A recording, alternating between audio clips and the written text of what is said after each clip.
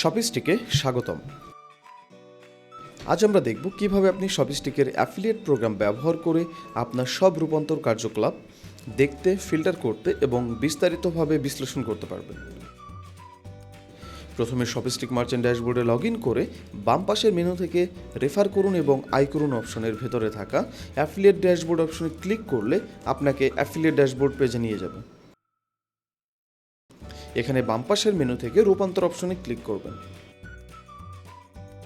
এই পেজের একদম উপরে থাকবে তারিখ ফিল্টার অপশন, যেখানে আপনি শুরুর তারিখ এবং শেষ তারিখ নির্বাচন করতে পারবেন, যাতে নির্দিষ্ট সময়ের রূপান্তর রেকর্ডগুলো আলাদা করে দেখা যায়। ফিল্টার বাটনে ক্লিক করলে ওই সময়সীমার রূপান্তরগুলোই প্রদর্শিত হবে, আর রিসেট বাটনে ক্লিক করলে সব কিছু মুছে গিয়ে আবার সব ডেটা ডিফল্টভাবে দেখাবে।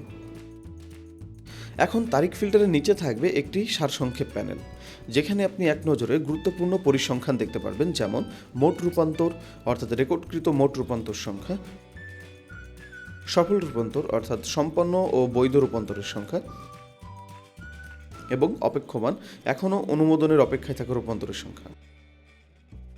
এরপর নিচে থাকবে একটি বিস্তারিত টেবিল, যেখানে প্রতিটি রূপান্তরের সম্পূর্ণ তথ্য স্পষ্টভাবে দেখতে পারবেন।